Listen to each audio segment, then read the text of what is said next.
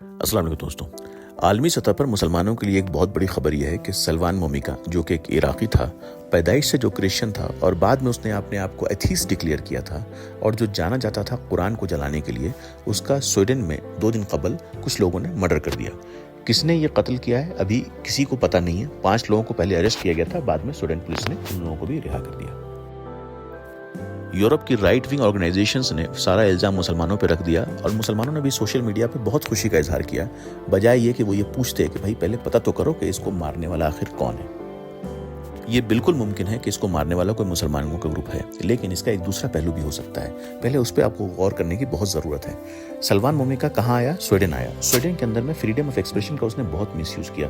Freedom of expression کے نام پہ اس نے قرآن کو جلایا اور لیگلی جلایا، یعنی پولیس سے پرمیشن لے کر جلایا، اور اس کا نتیجہ یہ ہوا کہ سویڈن کے رشتے بہت خراب ہو گئے تھے مسلم ممالک سے، اور اس کے اوپر بہت پریشر ڈالا گیا مسلم کنٹریز کی طرف سے، اور آخرکار بعد میں سویڈن نے اس کو بین کیا، اس قرآن کو جلانے کو، فریڈم آف ایکسپریشن کے نام پر۔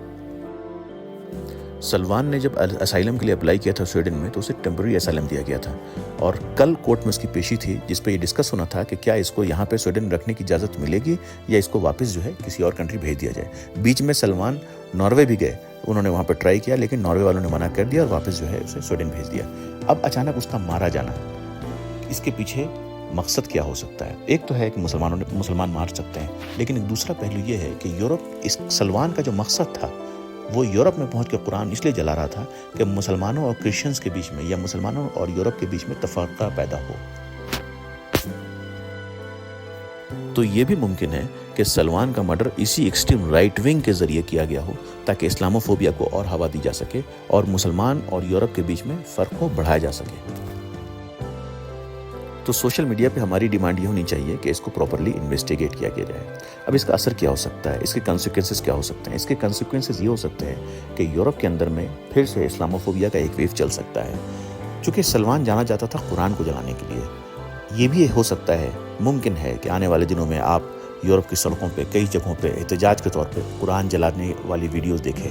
یہ بھی ہو سکتا ہے کہ لوگ یوٹیوب پہ اور ٹک ٹاک کے ذریعے قرآن کو جلانے کا ویڈیوز جو ہے پریزنٹ کریں اور یہ کہہ سکیں یہ سلمان کی یاد میں ہم ایسا کر رہے ہیں۔ تو ہم مسلمانوں کو بہت ہی پیشنس سے کام لینا پڑے گا۔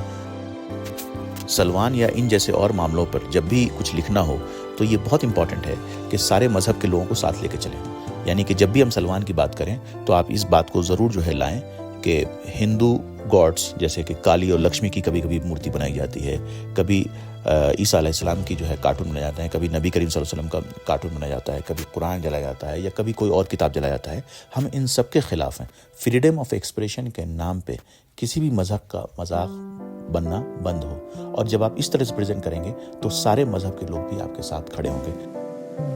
تو ہماری مین ڈیمانڈ یہ ہونی چاہیے کہ فریڈم آف ایکسپریشن کے نام پر کسی بھی مذہب کا مذاق بننا بند ہو، اور جب ہم اس طرح سے پریزنٹ کریں گے تو باقی مذہب کے لوگ بھی ہمارے ساتھ کھڑے ہوں گے۔ شکریہ۔